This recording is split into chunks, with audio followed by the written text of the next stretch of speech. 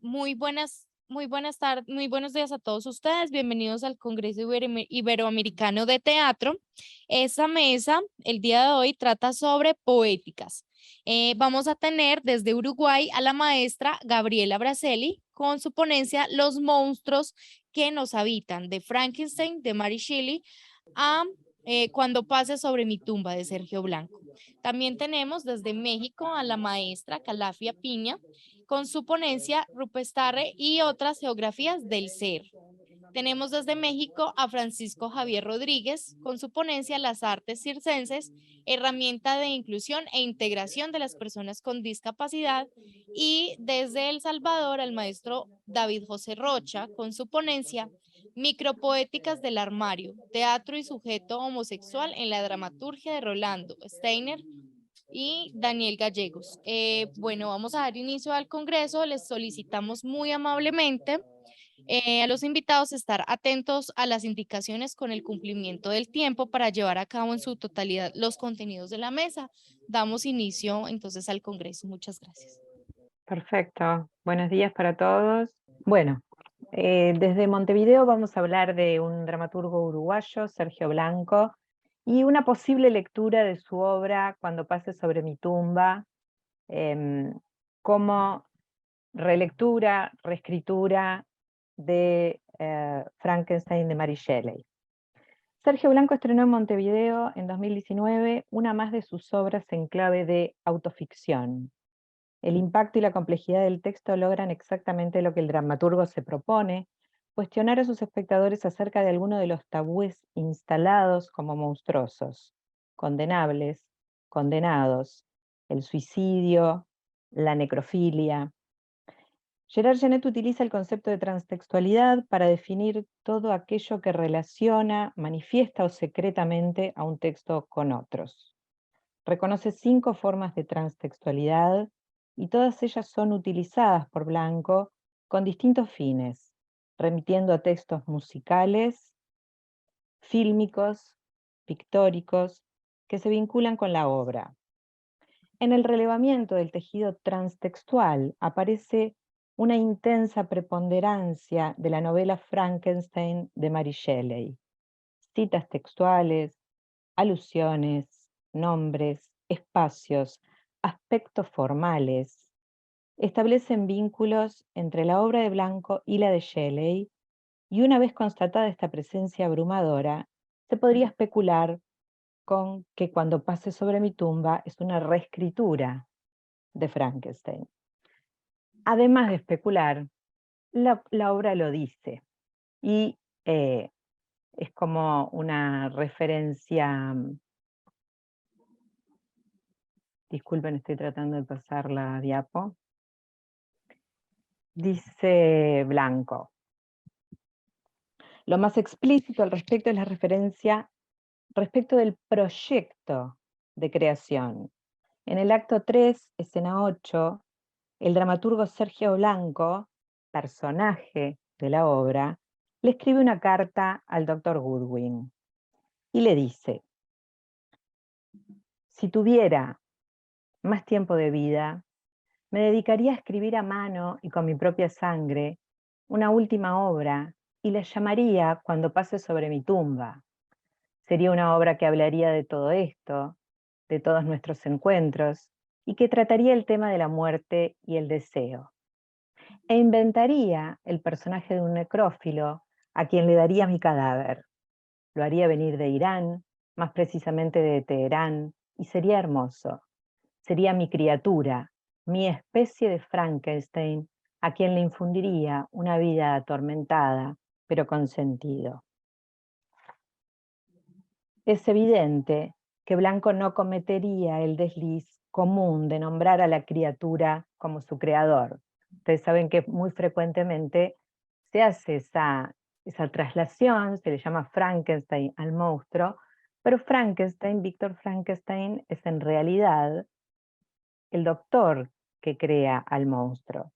Por eso decimos, no creemos que Sergio haya confundido. De manera que, de alguna forma, la obra explícitamente habla de que escribiría una obra llamada Cuando pase sobre mi tumba, que sería una especie de Frankenstein a quien le infundiría una vida atormentada pero con sentido.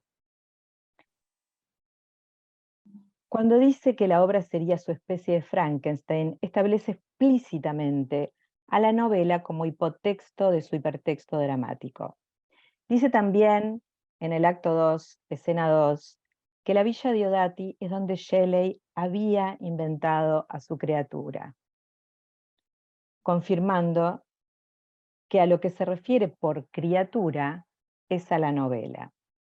En las obras de Sergio Blanco, el universo de las referencias transtextuales comienza en los paratextos. La obra se estructura en una introducción, 3 actos y un epitafio.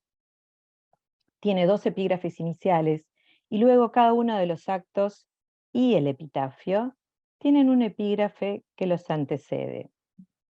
Para evitar que los espectadores queden fuera de esas referencias, porque es una referencia literal textual, Sergio Blanco hace una maniobra y es que pone esos epígrafes en boca de los personajes. Bueno, los personajes citan algunos de los pasajes paratextuales en los diálogos. Y voy a poner algunos ejemplos. Les pongo solamente para que vean, para que se familiaricen con el texto, el epígrafe del acto 1 es una cita de Mary Shelley, que estoy mostrando allí. El epígrafe del acto 2 es una cita de Frankenstein de Mary Shelley, que además es retomada por el personaje de Khaled en el mismo acto 2. Vieron que pongo 2 páginas de referencia porque se hace 2 veces, es decir, una literal y una representativa. En el epígrafe del acto 3, el epígrafe del acto 3 es otra cita de Frankenstein de Mary Shelley y la enuncia el mismo personaje de Sergio Blanco, y el epígrafe del epitafio es una cita de Frankenstein. Es decir que esta idea, esta hipótesis que nos planteábamos al principio está dicha, fundamentada y abrumadoramente probada con innumerables citas y referencias. Aquí estamos solo en las paratextuales, ¿no? En los paratextos. La obra se organiza en 2 planos de ficción. En el primer grado de ficción, los espectros de los actores ya muertos, nominados como espectro de Alfonso, espectro de Gustavo, espectro de Enzo, que están allí presentes, se presentan y relatan cómo murieron y anuncian el argumento de la obra. Será la peripecia de la muerte de Sergio Blanco, y los actores, Gustavo, Enzo y Alfonso, instalarán en un segundo grado la representación del Dr. Goodwin, Khaled y Sergio Blanco en una primera persona absoluta, a tal punto que en las didascalias se denomina yo. No se denomina Sergio Blanco, sino yo. En el segundo grado es la reconstrucción de una serie de episodios que abarcan las circunstancias de los días previos al suicidio asistido y muerte de Sergio Blanco, el dramaturgo, su interacción con William Godwin, un médico suizo responsable de una clínica de suicidio asistido, y la relación de Sergio con Khaled, un necrófilo de origen iraní, internado en el Hospital Psiquiátrico de Bethlehem, en Londres, a quien le donará su cuerpo muerto, y algunos episodios posteriores a la muerte de Sergio en el epitafio. Desde el principio constructivo de la obra, Frankenstein aparece como el hipotexto de Cuando pase sobre mi tumba. En el comienzo del texto, los personajes del primer grado de ficción están muertos. Los restos de los extintos actores instalarán un segundo grado de ficción para relatar de forma narratúrgica, tomo el término de Sanchís Sinisterra, un actor que relata, que narra, decía que relatarán en forma narratúrgica la circunstancia final de Sergio Blanco. Del mismo modo, Víctor Frankenstein de Shelley construye una criatura a partir de cadáveres y restos humanos que va a cobrar vida. Es decir, la misma idea constructiva, los muertos que van a constituir al personaje. De muertos sale la criatura del Dr. Victor Frankenstein. El formato narratúrgico también se relaciona con la novela porque es una referencia a que se trata de una narración y se estructura la novela en un prefacio y 3 secciones, igual que la obra, una introducción y 3 actos, denominadas volúmenes. Hago un pequeño resumen, no muy relevante, solo para instalar algunas ideas fuerza. En el volumen 1 de Frankenstein se transcribe una serie de cartas que Robert Walton le escribe a su hermana Margaret, que está en Londres, desde San Petersburgo y desde sitios cada vez más cercanos al Polo Norte. En ella se cuenta su decisión de emprender una expedición al Polo para encontrar un pasaje que comunique a Europa con otros países. Ya en esa aventura llega un moribundo llamado Victor Frankenstein, ginebrino, subrayo, que le cuenta la historia de su vida y de cómo creó un monstruo horrible que cometió crímenes miserables. En el volumen 2 se transcribe como un manuscrito la historia narrada en primera persona por Victor Frankenstein. Esta historia se extiende hasta casi la totalidad del volumen 3, en el que se retoma en forma epistolar, la forma epistolar de Walton, para narrar la muerte de todos los personajes, incluyendo la inmolación del monstruo. Es claro el recurso de instalar 2 grados de ficción. El primero es el relato de Walton, que traslada una historia de segundo grado, que es la del Dr. Frankenstein y su criatura. Es clara también la utilización de la primera persona en ambos grados de ficción. El corazón de Sergio viajará hacia el Polo Norte para ser trasplantado a una niña inuit, y Sergio decide suicidarse tal como el monstruo de la novela se inmola en el final. La referencia a los espacios, Ginebra, Londres y el Polo Norte permiten establecer vasos comunicantes, innumerables detalles que van creando una red de paralelismos oblicuos, el formato epistolar, utilizado en algunos momentos de la obra de Blanco, y procedimiento central en Frankenstein. En la novela, por ejemplo, Víctor se compara con Simbad y dice, aquel árabe que fue enterrado con los muertos. Víctor también describe a su amigo Clerval como un lingüista cuyos intereses se centraban en el persa, el árabe y el hebreo, y le transmite a Víctor las obras de los poetas orientales. La elección del nombre del personaje del doctor se relaciona con la biografía de Mary Shelley. Y les muestro la cita. Dice yo, que es Sergio Blanco. Por asuntos legales no puedo decir su nombre verdadero y por eso mismo decidí llamarlo Dr. Goodwin, Dr. William Goodwin. Dice el Dr. Goodwin. Tengo curiosidad por saber por qué eligió ese nombre. Yo, no lo sé. Dr. Goodwin, no le creo. William Goodwin es el nombre del padre de Mary Shelley, dato que se proporciona en la obra y es a quien ella dedica la novela Frankenstein. La clínica de suicidio asistido se ubica en Ginebra, Suiza, al borde del lago, cerca de la villa Diodati. Dice el Dr. Goodwin, señor Blanco, imagino que ya sabe que no lejos de aquí se encuentra la casa en donde Mary Shelley escribió su Frankenstein. Yo, dicen que Rousseau solía venir a hacer sus caminatas por esta parte del lago. Dr. Goodwin, así es, y también Mary Shelley. Yo, lo sé. Dr. Goodwin, en aquella villa de lujo que se ve desde aquí, es en donde escribió Frankenstein, la famosa villa Diodati. Yo, salí a caminar por el borde del lago hasta llegar a la villa Diodati, en donde Shelley había escrito su Frankenstein. Hice la visita de la casa y pude ver el lugar donde, con apenas 18 años, Shelley había inventado su criatura. En uno de los encuentros en Bethlehem, yo le llevo a Khaled un libro de regalo, la versión de Frankenstein en persa. No, salteo un poquito la cita y dice yo, es extraordinario. Estuve visitando la casa donde Mary Shelley lo empezó a escribir. Es una villa hermosa que pertenecía a Lord Byron. Con Mary Shelley eran muy amigos. Ella iba seguido a visitarlo. Parece que fue en una de esas estadías en que Lord Byron había desafiado a un grupo a escribir una historia de terror, y fue ahí mismo que Mary Shelley tuvo la idea de un relato que contara la creación de un ser vivo hecho con pedazos de carnes de cadáveres. Dice Khaled, Frankenstein en realidad es el nombre del que lo crea, ¿no? Sí, Víctor Frankenstein es un personaje hermoso, etc. Y luego Khaled comenta sobre la novela que acaba de terminar de leer. Yo, ¿terminaste Frankenstein? Khaled, ayer, es extraordinario. Yo, todos terminan muriendo, un poco como en Hamlet. Khaled, el pasaje en donde Shelley cuenta la inmolación del monstruo es hermoso. ¿Puedo leerlo? Escuchá. Me iré al extremo nórdico más alejado de este planeta y allí construiré una hoguera en la que pueda consumirse mi mísero cuerpo. A través de la reescritura y reinterpretación de Frankenstein, se instala otra posible lectura del texto de Blanco.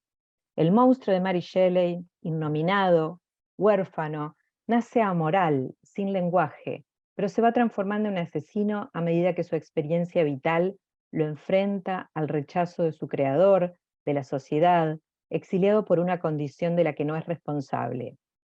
Khaled, el personaje del necrófilo en la obra de Blanco, es huérfano. Perdió a sus padres a los 10 años ejecutados ante sus ojos por una revolución sangrienta y está confinado en el hospital psiquiátrico de Bethlehem, Londres. Aunque es culto y se dedica a la caligrafía medieval, declara en su juicio: soy inocente en un mundo culpable.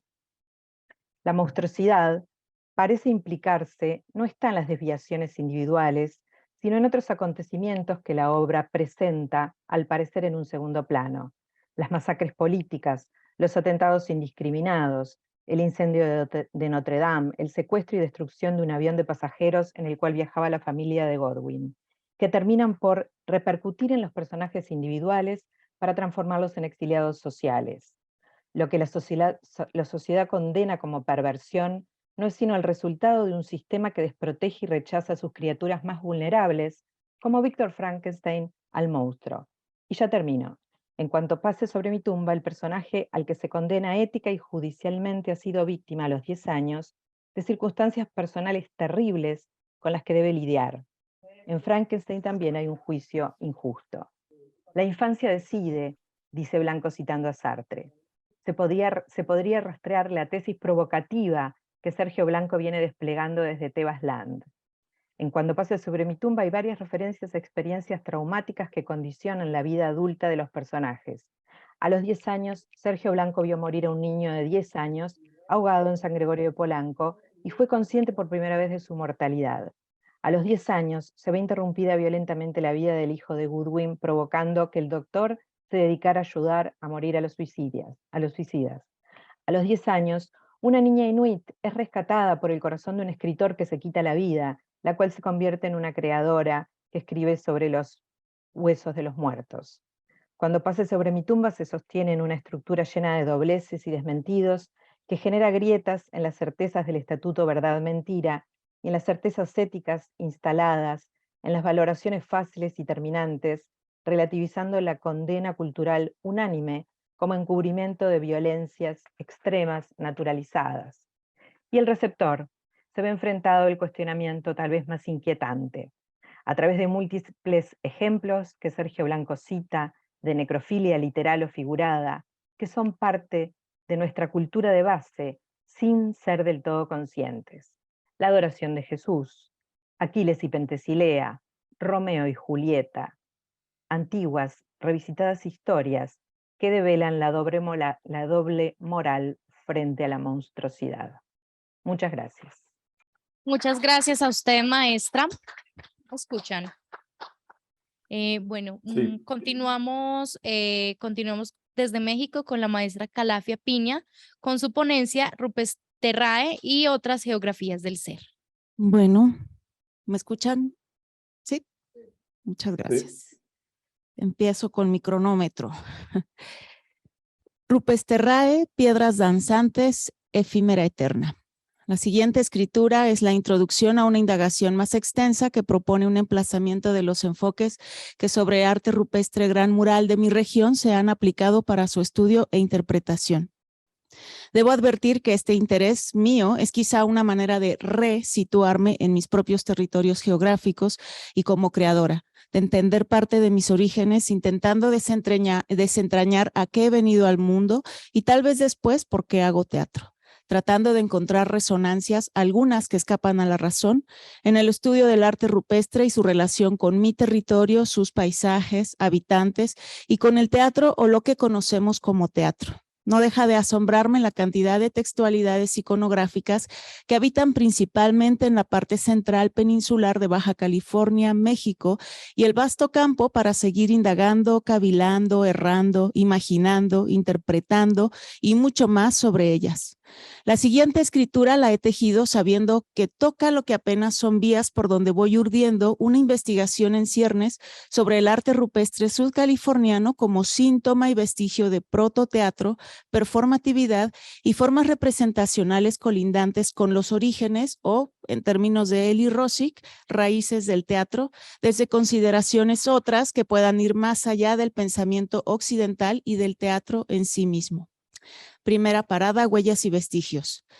Existen algunas hipótesis sobre el poblamiento de ese territorio situado al noroeste de México, la península que se ve en el mapa de México, ahí vivo yo y de ese territorio estoy hablando.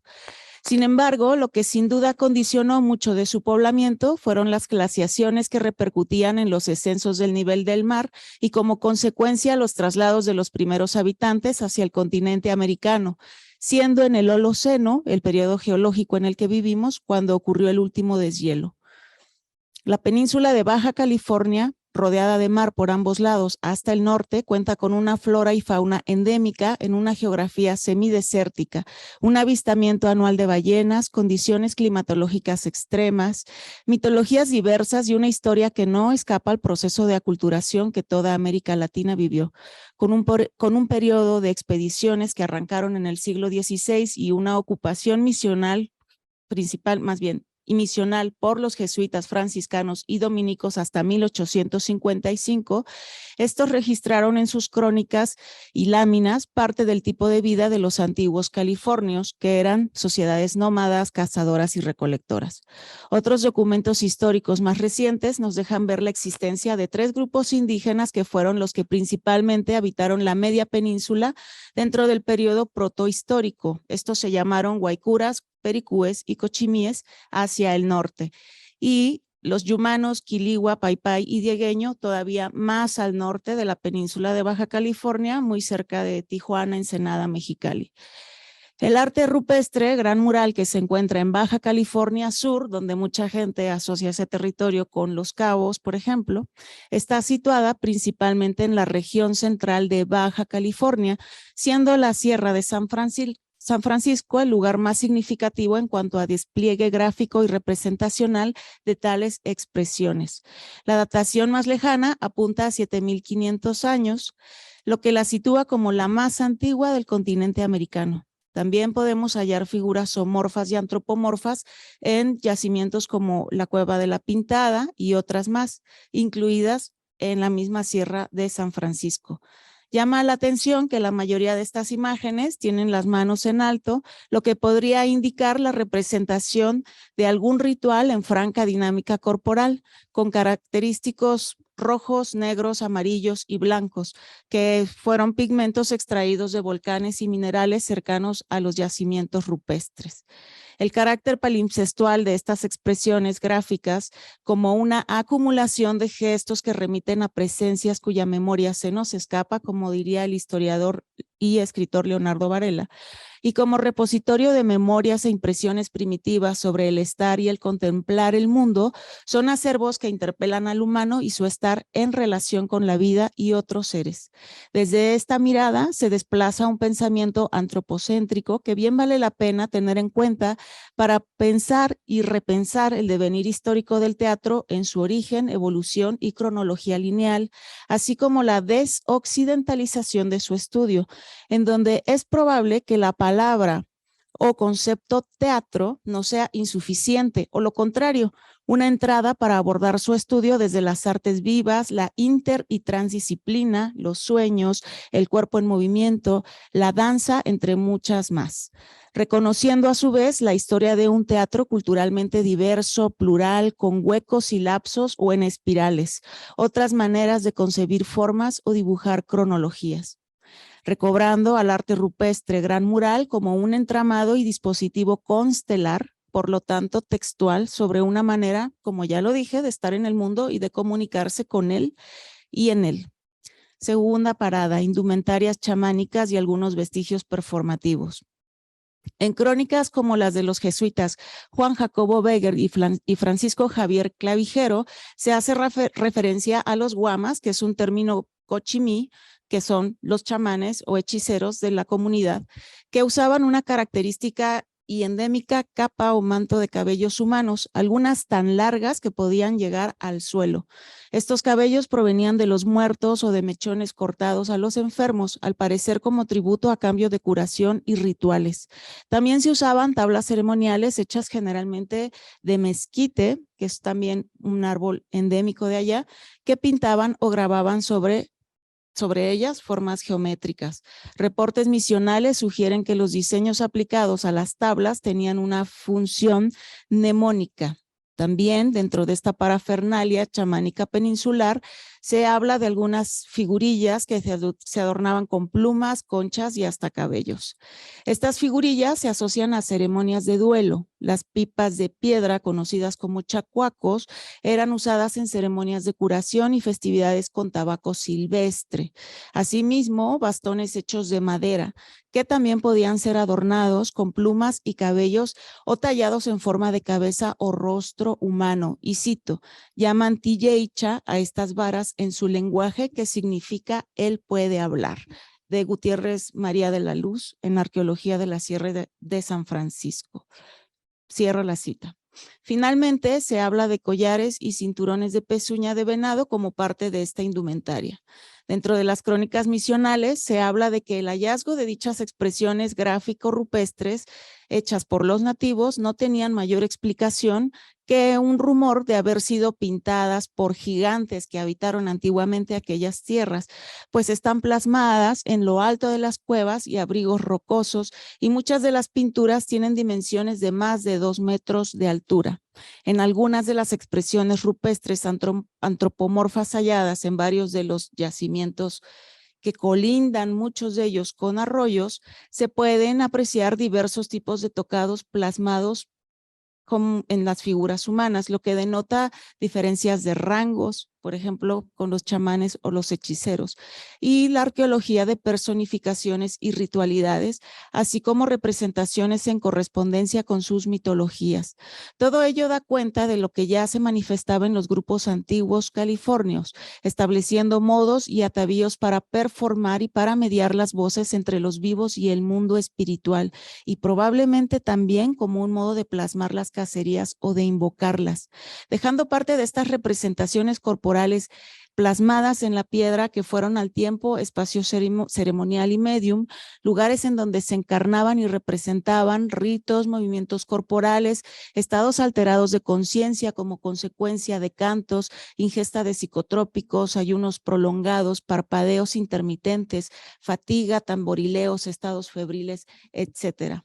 Tomando en cuenta lo que David Lewis Williams apunta en su libro La mente en la caverna, y que dice: sugiero que en las comunidades del Paleolítico Superior el arte figurativo y las elaboradas prácticas de enterramiento estaban ambas asociadas con distintos grados y tipos de acceso de distinta categoría de personas a reinos espirituales, es decir, reinos de imágenes mentales. No es para nada distante lo que Eli Rosick también apunta en las primeras páginas de su libro Las raíces del teatro, en donde a grosso modo afirma que el teatro es un medio imaginista de pensamiento y comunicación específico derivado de la capacidad humana de crear imágenes y utilizarlas en procesos de pensamiento. En conjunto, estas dos visiones me hacen reflexionar que al establecer una serie de imágenes comunes, acordadas y o reconocibles, se establecen convenciones, códigos y universos paralelos habitables que sostienen narrativas existenciales y representacionales.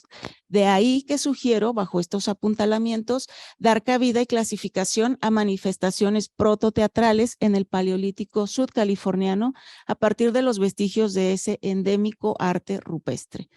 Añado, pues, que al haber circunstancias representacionales ancestrales y comunitarias, se instaura la relación performer-observador, en donde muy probablemente a partir de las sombras y tinturas, los cuerpos se dimensionaban distintos sobre los relieves de las rocas, tomando como materia dimensional parte de sus oquedades y protuberancias. Toda esa gráfica, registro, huella y archivo, cuyos rudimentarios trazos demarcan también una estética y una poética del paisaje, ecología y otros huecos por donde podríamos reimaginar, reinterpretar, nos lleva a reconstruir y articular imaginarios y narrativas de un prototeatro y los acontecimientos que lo detonaron.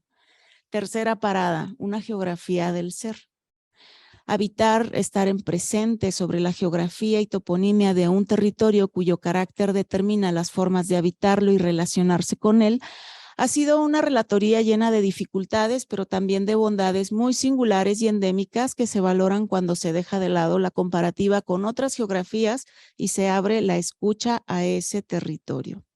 La geografía sudcaliforniana y sus paisajes caracterizan una particular gramática visual, histórica y social, lo que desemboca fuertemente en la relación ancestralísima, además de la relación humanidad-paisaje. Cuando veo las imágenes de Harry Crosby o de Enrique Hambleton en sus libros, no dejo de pensar en la majestuosidad que aquellos hombres y mujeres pudieron contemplar en su propio tiempo nómada. Esos espacios teatro, lugares para la contemplación y el entramado, los religues con el cosmos y lo inefable, encontrándose en esos abrigos rocosos y cuevas útero que bajo la toma de ellos como una suerte de templos, galerías y madrigueras, fueron lugares para la captura, reconexión, viaje, transmutación y representación corporal, capa tras capa en esa poética de palimpsesto. Me interesa mucho en esta próxima expedición en puerta que voy a hacer y que avisoro como una experiencia que disolverá algunas de mis especulaciones y pensares cartesianos, retomar este, por ahora, provisional tiempo nómada para caminar y encontrarme con esos paisajes y grafías. Cuando Francesco Carreri, en su libro Wallscape, el andar como práctica estética, nos habla del espacio nómada como un espacio menos denso que el espacio sedentario y por lo tanto como un espacio líquido y vacío, me parece que interpela también a la pisada que acaricia o se enraiza, la que danza, un paseo errante en donde habrá que disponerse a perder el rumbo, en donde la única coordenada es la estela que se va borrando y desfasando del rastro.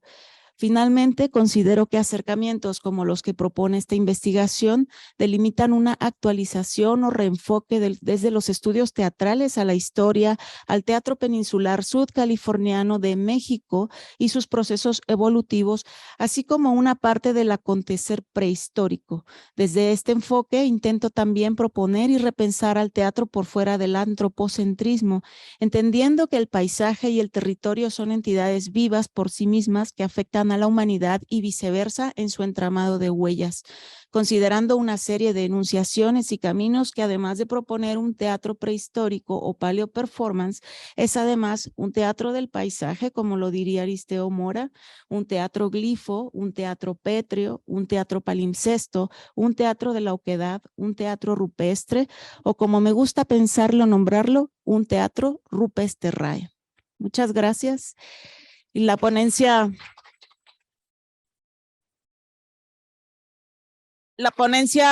supongo que la publicarán y si no me pueden escribir, me pueden encontrar Calafia Piña en Facebook o escenicacolectiva@hotmail.com. Gracias. Listo. Entonces continuamos con el maestro David José Rocha desde El Salvador con su ponencia Micropoéticas del armario, teatro y sujeto homosexual en la dramaturgia. Buenos días, buenos mediodías, de donde estemos cada uno, cada una. En este caso, yo me voy a enunciar desde Centroamérica y voy a tratar de hacer, ¿verdad? Un acercamiento a esta idea de micropoéticas del armario, que es, digamos, una línea de investigación que ya hace algún tiempo empecé a abrir, ¿verdad? Al menos en el campo teatrológico de la región. Y en este caso voy a hacer una pincelada, un boceto comparativo entre la dramaturgia de tres de los dramaturgos más importantes de Centroamérica, que son Rolando Steiner de Nicaragua, Walter Beneke de El Salvador y Daniel Gallegos de Costa Rica. En este sentido, ¿verdad? Me gustaría o tomo algunas ideas de la filosofía del teatro y me sitúo desde la idea de la poética comparada, en tanto que mezcla o atraviesa de forma transversal la territorialidad, la supraterritorialidad y la cartografía. En este sentido, para mí es bien importante poder decir o poder comprender que cuando hablamos de Rolando Steiner, Walter Benecke y Daniel Gallego, estamos hablando de tres escritores intelectuales y políticos, porque algunos de ellos ocuparon también cargos directivos de ministerios de cultura, de ministerios de educación o de oficinas que tenían que ver con tomas de decisiones importantes para el arte y la cultura de cada país. Estamos hablando, ¿verdad?, de tres dimensiones territoriales o de tres territorialidades distintas que por una dimensión diacrónica se van a conectar en tiempo. El concepto aglutinador para poder comprender estas dramaturgias, porque aquí estoy hablando de los textos dramáticos únicamente, tomo el concepto de la filosofía del teatro para comprender la micropoética, ¿verdad? Como la poética particular y específica de un individuo poético. Y en este sentido trazo, ¿verdad? Esa línea para urdir, para seguir, para conectar las dramaturgias de estos tres autores. Para mí ha sido fundamental poder comprender, ¿verdad?, la obra de Steiner, de Benecke y de Gallegos, porque estamos hablando de dramaturgias, plecas, textualidades desde distintas geografías, como lo dije anteriormente. Sin embargo, ¿verdad?, es importante comprender el contexto de producción y el tiempo de estas textualidades, porque se inscriben, ¿verdad?, entre el año 1955 y 1966. Son 11 años en los que los contextos centroamericanos, desde las políticas públicas del Estado, muy en uso en esa época de las dictaduras militares, estamos hablando de una regulación sobre los cuerpos heteronormados y no heteronormados. Entonces, las disidencias sexuales en los contextos de producción de estas obras, de estos guiones, no tenían, ¿verdad?, un espacio público de enunciación. Sin embargo, quiero decir que estos tres autores, ¿verdad?, pudieron vivir ciudadanamente sus experiencias, sus devenires, sus deseos, sus sexualidades de distintas formas. Y los tres presentan, digamos, un patrón, ¿verdad?, que los conecta, y es que su homosexualidad era un secreto a voces, ¿verdad? En ninguna entrevista, en ningún lugar, el escritor como sujeto homosexual se enuncia a sí mismo como homosexual. Sin embargo, por testimonios también que he podido recopilar con otros colegas de la época, ¿verdad?, era un secreto a voces que ellos eran homosexuales. Pero ¿qué sucede? Dado los contextos represivos, por ejemplo, en Nicaragua, como política de control y saneamiento social, el cuerpo masculino feminizado fue rechazado en las esferas públicas por parte del Estado nicaragüense. La dictadura somocista, en el caso concreto de Nicaragua, creó mecanismos de devaluación del cuerpo del sujeto homosexual y del espacio de homosocialización.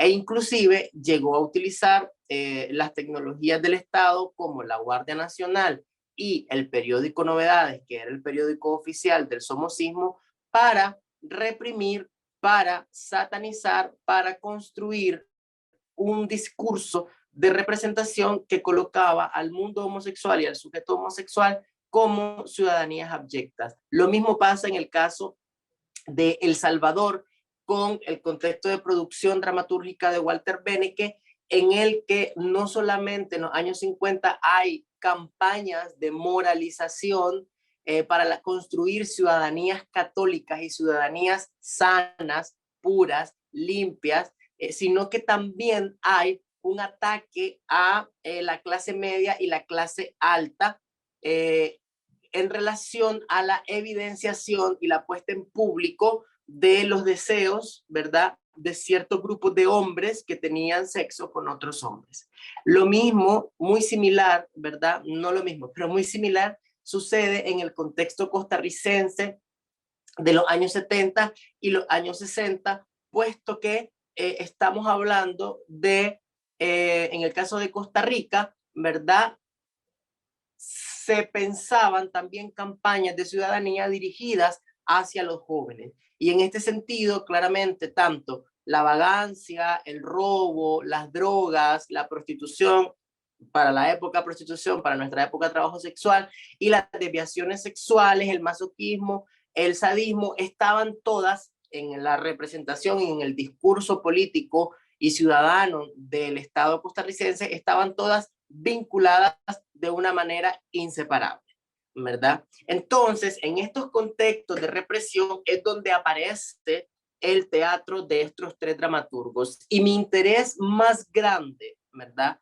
por poder visibilizar esta dramaturgia desde esta óptica de la enunciación del sujeto homosexual, es que no son consideradas teatro gay, ni siquiera había un asomo de poder pensar un teatro gay o escenificar un teatro LGBT, sino que estamos hablando de figuras públicas, ¿verdad?, que pertenecían a este mundo elitista de la ciudad letrada y que son pilares canónicos del arte teatral y de la literatura en nuestra región, en la región centroamericana, y cómo a través de ciertos mecanismos discursivos y de influencias de macropoéticas, sobre todo del teatro psicologista norteamericano y del surrealismo y del teatro existencialista, van a construir personajes, atmósferas, situaciones, acciones que van a tener como subtexto y como discurso encriptado las vivencias, las experiencias y sobre todo la enunciación de un sujeto homosexual que al entrar en diálogo con las audiencias, y en este caso utilizaré un término de la jerga homosexual, al entrar con audiencias de los entendidos, claramente van a haber clics, van a haber signos, van a haber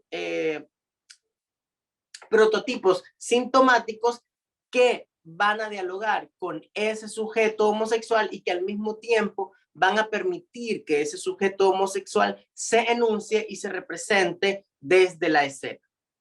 En el sentido de la sincronicidad, ¿verdad?, entendiéndola también desde la filosofía del teatro como los aspectos de la historicidad en la simultaneidad, las dramaturgias coinciden en el tiempo. El primer texto, el de Walter Benecke, fue publicado en 1955 y se titula El paraíso de los imprudentes. Posteriormente, en el 58, Rolando Steiner publica Judith, pero en ese año, por alguna razón, ¿verdad?, que es sumamente interesante, en el 58 se publican tres textos fundamentales de estos autores, que son Judith, de Rolando Steiner, Funeral Home, de Walter Benecke, y Los profanos, de Daniel Gallego, ¿verdad? Posteriormente se publican dos textos más de Rolando Steiner, que son Un drama corriente en el 63 y La puerta en el 66. Al analizar Judith, de Rolando Steiner, Funeral Home, de Walter Benecke, y Los profanos, de Daniel Gallegos, lo primero, ¿verdad?, en lo que yo veo una conexión y uno de los síntomas de enunciación del sujeto homosexual es la posibilidad del desdoblamiento dramático. Es decir, cómo, ¿verdad?, el cuerpo social, la voz social del homosexual se desdobla y se enuncia a través de los personajes y generalmente a través de los personajes femeninos. También un recurso muy utilizado por Tennessee Williams, ¿verdad?, y el teatro psicologista norteamericano. En este sentido, es fundamental también poder comprender los ambientes en los que se desarrollan las obras. Por ejemplo, Judith es un texto que nos habla de la relación de Judith, de una pareja, ¿verdad?, de clase media, que eso también va a ser importante. La clase media va a estar representada. No olvidemos también la posibilidad del sujeto moderno de enunciarse a partir de esa doble percepción, por un lado, desde el horror de sí, y por otro lado, desde la posibilidad de comprender, aceptar y asimilar otros ambientes y otras formas de vivir, sobre todo en esta época de las culturas en las que se empezaba a meter, al menos en nuestras regiones, la cultura de masas y todo lo que contenía esto. Entonces Judith es una historia, ¿verdad?, surrealista totalmente, con muchos guiños al mundo cinematográfico, en los que se va a ver la relación siempre tensa, siempre caótica, siempre conflictiva de un matrimonio heterosexual, que posteriormente, al reconstruir, ¿verdad?, a partir de testimonios orales, la vida y las intimidades de la vida de Rolando Steiner, básicamente lo que retrata es lo tortuoso de poder sostener un sistema heteropatriarcal desde la figura del matrimonio como el canon más importante de ese sistema, o al menos como un contrato social decidor de ese sistema. Lo mismo va a pasar en los profanos, ¿verdad? Y es interesante cómo los profanos, que cuenta la historia de 3 hombres dedicados al arte, al teatro, al ballet y a la pintura, que, ¿verdad?, desde ahí, desde la enunciación y la construcción del personaje, van a construir otras masculinidades que en el momento se relacionaban básicamente con el mundo del afeminado y con el mundo del artista. Pero tanto los profanos como El paraíso de los imprudentes de Walter Benecke se relacionan al poner el acento, ya no como Judith, en el mundo del matrimonio, sino más bien en el mundo de las relaciones desde voces jóvenes, desde personajes jóvenes. El paraíso de los imprudentes lo hace desde una triada amorosa que sucede en un barrio latino de París, en el barrio latino de París, mientras que Los profanos ubica la acción en un espacio que puede ser cualquier departamento de América Latina. Entonces van a haber, ¿verdad?, algunos rasgos que se van a ir tocando y que van a producir esa enunciación. Otra cosa fundamental también, además de comprender estos mecanismos retóricos y estos mecanismos estructurales, es poder entender que durante los años 50, y esto lo tomo de Alberto Mira Nussels, explica, ¿verdad?, si consideramos que la subjetividad homosexual en los 50 constituía una suerte de exilio, la metáfora puede extenderse a través de las posibles actitudes de todo exiliado. En un entorno adverso, ciertos dramaturgos homosexuales trataban de articular su homosexualidad en el corazón de sus textos como el exiliado que conserva sus hábitos culturales como punto de anclaje de su identidad cultural. Al poder comprender estas textualidades con esta perspectiva de poder evidenciar esa enunciación del sujeto homosexual, para mí también es un acto político y también es un acto de ruptura, dado que hay una invisibilización de esas memorias, una invisibilización de esos pasados, y muchas veces a partir de los momentos de quiebre de la lucha activista por los derechos de las comunidades LGBTIQ+, se ha invisibilizado, ¿verdad?, y se han marcado puntos de quiebre, puntos de giro, a partir, sobre todo, desde los años 80 y los años 90. Sin embargo, yo quisiera señalar y evidenciar que en nuestros contextos, y en este caso en Nicaragua, El Salvador y Costa Rica, hay toda una historia que tiene distintos anclajes. Hay un pasado, hay una construcción de memorias que debe ser cartografiada. Y en este caso, ¿verdad?, para mí es fundamental dentro de este mundo de la ciudad letrada, en el que se sigue invisibilizando a través de la violencia simbólica a estas voces enunciadas desde el punto de vista homosexual, poder traerlas al presente, poder ponerlas de relevancia y poder construir un futuro donde podamos tener en escena más voces, más cuerpos y más deseos. Muchas gracias. Muchas gracias. Muchas gracias a usted, maestro. Bueno, continuamos el Congreso con el maestro Francisco Javier Rodríguez desde México con su ponencia Las artes circenses, herramienta de inclusión e integración de las personas con discapacidad. Antes de iniciar, les queremos invitar pues ya al cierre de plenaria con el maestro Francisco Cerramos y nos quedamos acá para el cierre. Listo, muchas gracias. Bueno, ¿por qué se trabaja igual las artes del circo? Porque es una herramienta que visibiliza mucho el desarrollo de las habilidades de las personas con discapacidad. Pueden llevarse a otro. Bueno, hay que hacernos una pregunta que ¿para qué? Para ustedes, ¿cómo es un circo de personas con discapacidad? Ya que esto, ya traspasarlo a la escénica circense o a la teatral, nos presenta ya un mundo, o así que de posibilidades, también a su vez, ¿cómo lo vemos? ¿Cuáles son nuestros, ahora sí que con nuestros antecedentes? Ya lo han platicado todos, ahora sí que todos los ponentes y han dicho, bueno, pues son historias, ¿no? En el pasado.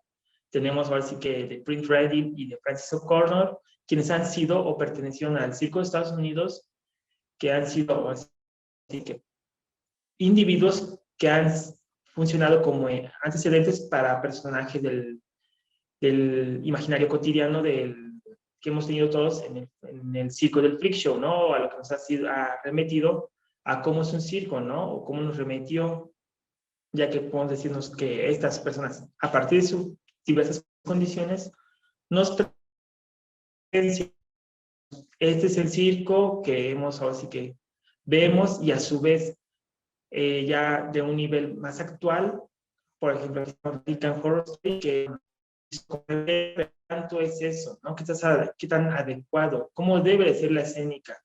¿Cómo debe transformarse? ¿Cómo debe de cambiar los discursos de un lado a otro? Y si incluso ellos pasaran a la escénica, ahora sí que decirse nuevamente, y la teatral, ¿cómo lo vería la gente? ¿Sería el imaginario colectivo que hemos tenido, o incluso este pasado? ¿O cómo podríamos modificarlo? ¿Cómo podríamos modificar estos discursos? En base, pues ahora sí que se ha trabajado, pues, con la Convención de los Derechos de las Personas con Discapacidad, ¿no? Se utiliza el teatro y el circo como esta forma para tener una forma independiente y ser incluidos en la comunidad y que participen en actividades culturales, recreativas y deportes, ¿no? O sea, son actividades que nos permiten fortalecer lazos y que encontramos en comunidades. Por eso se ha trabajado en esta parte. Igual la legislación, pues, la reducción de desigualdades. ¿Por qué tomo estas partes? Porque, digamos, se está exigiendo actualmente. Ya llevan años, casi unos van para ya 15 años, otros llevan tal vez 10, pero es bueno decir, ¿qué esperamos? Vamos a verlos de la misma manera, vamos a segregarlos de la misma manera, vamos a dejarlos como, bueno, los teatritos comunitarios y ahí nos quedamos, o pueden realmente pasar a una escénica diferente, aunque sus corporalidades sean súper diferentes a otras personas. ¿Y esto debido a qué? Pues se estima que 1.000 millones de personas con discapacidad tienen esta condición, son el 15% de toda la población del mundo. Población que pues también busca ser representada en los espacios escénicos, circenses, cine y demás, ¿no? Pero ¿de qué manera los vamos a ver? Y en el caso, por eso que de México, pues somos 20 millones de personas ahora sí que en todo el país, más 5 millones ahora sí que en la ciudad capital, la Ciudad de México. Importante por esa razón, nos hemos nombrado como una ciudad de derechos y hay que buscar eso. Y el impacto que hay que tener sobre la condición de la discapacidad es esto. Cerca de todo el continente de América estaría lleno de personas con discapacidad si lo pasamos. Entonces, solo imaginemos esto, la ciudad, el barrio, los teatros, los cines, todo lo que consumamos, pero donde toda la diversidad, incluso nosotros estaríamos incluidos en esa población, en este juego de imaginario, ¿no? Y bueno, ¿por qué? Porque estas experiencias de a poco nos han llevado a conocer que sin importar la condición se puede desarrollar diversas habilidades, sin importar así que el género, sin importar la edad, sin importar así que con quién estés, puedes desarrollar las habilidades. Obviamente sí hay que trabajarlas, obviamente sí hay que ir desarrollando, pero ¿qué tan limitado? Si ellos trabajarían, digamos, en malabar u otras partes acrobáticas, ¿cómo lo veríamos? Seguiríamos viendo como desde el freak show que es parte del imaginario colectivo que muchos países lo tienen, sinceramente se ha visto en muchos productos así que visuales, audiovisuales, gráficos, todo, a veces siempre partimos del mismo. Entonces, ¿de qué manera podemos seguirlos viendo, no? ¿Cuáles son las formas en las que ellos también deberían de buscar la representación? ¿Cuáles serían los discursos que deben de partirse o incluso explorarse, no? Hay muchos países que también lo han trabajado, desde Argentina, acá en México, allá en Estados Unidos, en Inglaterra, en Japón, en muchos países han trabajado, pero aparte de esta condición, como a todos nos lleva el practicar el trabajo escénico, nos desarrollan nuevas habilidades y a ellos igual de igual manera, habilidades que no han desarrollado comúnmente y nos llevan a nuevos espacios, nos traspasan a manejar nuevas formas de trabajo, ¿no? Nuevas formas de cómo ver nuestros cuerpos, de cómo trabajar, sin importar la condición, seamos o así que partícipes de las artes escénicas. Y hay que preguntar de esa forma, igual nuevamente, ¿cómo los veríamos? ¿Estamos listos, sinceramente, en Latinoamérica también para esto? Todos estamos, la gente está incluso, los espectadores estarán listos para que las personas con discapacidad abordaran estos espacios, sea cual sea su condición, y presentándonos las habilidades que ellos pueden desarrollar con los objetos y la manipulación. Y pues ahora sí que para finalizar, pues es esto, ¿no? Les presenté un poquito de todo lo que trabajo que hemos desarrollado, pero a su vez, bueno, ¿qué tan preparados de verdad realmente estamos preparados para que las personas con discapacidad nuevamente tomen estos espacios?